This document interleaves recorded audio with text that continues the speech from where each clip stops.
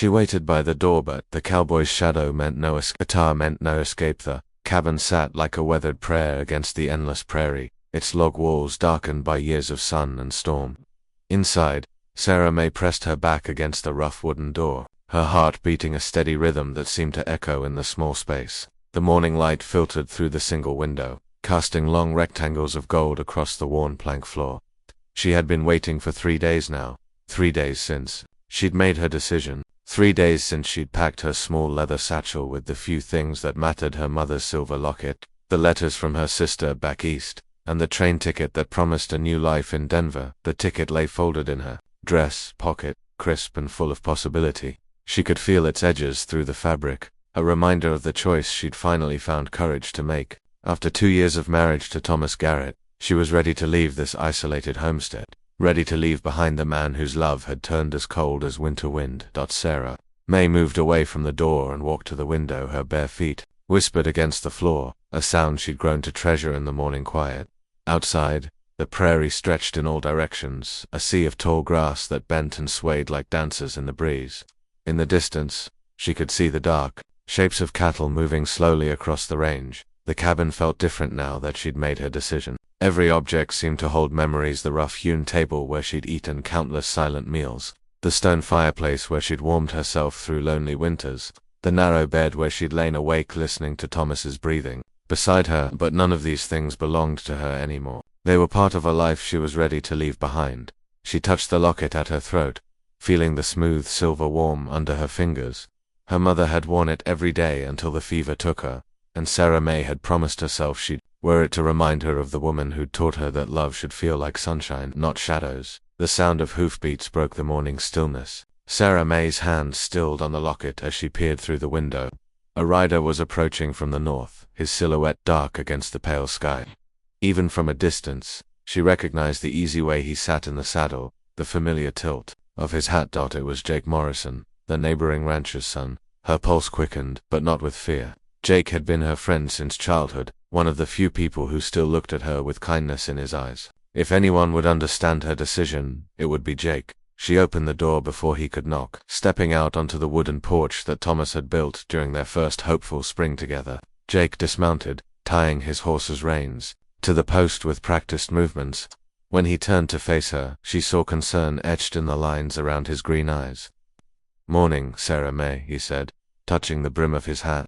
His voice carried the warmth she remembered from their younger days when they'd raced their horses across the meadows and shared secrets under the cottonwood trees by the creek. "Morning, Jake." She smoothed her skirts, suddenly aware of how she must look: hair pulled back severely, dress faded from too many washings, hands roughened by work. "Thomas isn't here. He's checking the north pasture." Jake nodded, but didn't mount his horse to leave. Instead, he stepped closer to the porch, his boots creating small clouds of dust.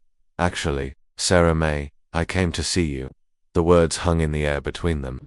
Sarah May felt something flutter in her chest. Hope, perhaps, or maybe just the memory of what hope felt like.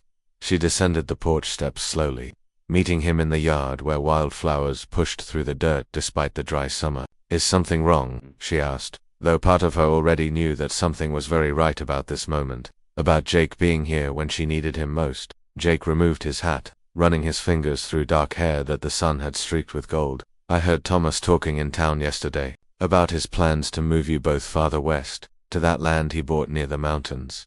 Sarah May's heart sank. She hadn't known about any new land, any plans to move.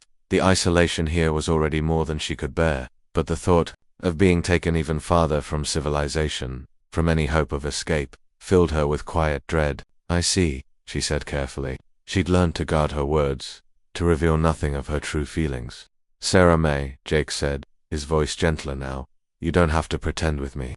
I've known you since we were children. I can see it in your eyes. Sure are not happy." The simple statement, spoken with such understanding, nearly broke her carefully maintained composure. She looked away, focusing on the distant mountains that rose like promises on the horizon. "Happiness isn't everything," she said. The words her mother-in-law had repeated so often they'd become like a prayer. "A woman has duties, obligations." "And what about dreams?" Jake asked. "What about the girl who used to tell me she wanted to see the ocean someday, who talked about teaching school in a real town with real streets and sidewalks?" Sarah May closed her eyes, remembering that girl. She'd been full of hope then, full of plans that seemed as natural as breathing. Marriage to Thomas had seemed like the beginning of adventure, not the end of it. That was a long time ago, she whispered. When she opened her eyes, Jake was standing closer, close enough that she could see the earnest expression on his sun-weathered face. It doesn't have to be. Sarah May, I'm leaving for Denver next week. There's work there for me, managing a ranch for my uncle. It's a good job, with a future.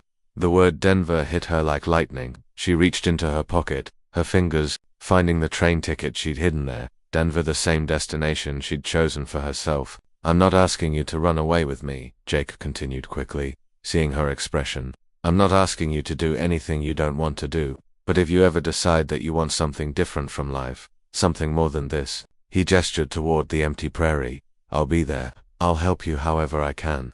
Sarah May felt tears threaten, but they weren't tears of sadness. For the first time in months, she felt something that might have been hope stirring in her chest. Jake, the sound of approaching hoofbeats cut through her words. Both of them turned to see Thomas riding hard from the north, his horse kicking up dust clouds in his wake. Even from a distance, Sarah May could see the rigid set of his shoulders, the way he drove his mount harder than necessary. He's angry, she said quietly, instinctively stepping back toward the porch. Jake's hand found hers, warm and steady. You don't have to be afraid. But Sarah May was already pulling away, already retreating into the careful mask she wore when Thomas was near. You should go, she said, please. Jake looked as though he wanted to argue, but he saw the fear in her eyes and nodded instead. Think about what I said, Sarah May. The offer stands. He mounted his horse and rode away just as Thomas arrived. In the yard, Sarah May watched him go, committing the sight to memory the way he sat tall in the saddle. The easy confidence in his movements, the kindness in his eyes. Thomas dismounted heavily, his face dark with displeasure. What did Morrison want? He was looking for you, Sarah May said, the lie coming easily after so much practice. Something about the boundary markers, Thomas grunted, apparently accepting the explanation. He disappeared into the barn to tend his horse, leaving Sarah May alone on the porch. She waited until she was sure he was occupied, then quietly made her way back into the cabin.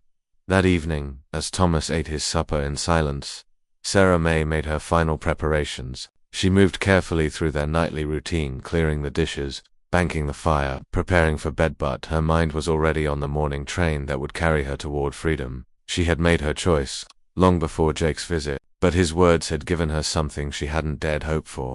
The knowledge that she wouldn't be completely alone in her new life. Whether their friendship could grow into something more didn't matter now. What mattered was the possibility, the open door to a future she could choose for herself. That night, she lay beside Thomas in the narrow bed, listening to his breathing grow deep and regular. Outside, the wind moved through the grass with a sound like whispered prayers. In a few hours, she would slip from the cabin with her small satchel, walk the 3 miles to the railroad station, and board the morning train. She thought of Jake's words. I'll be there. I'll help you however I can.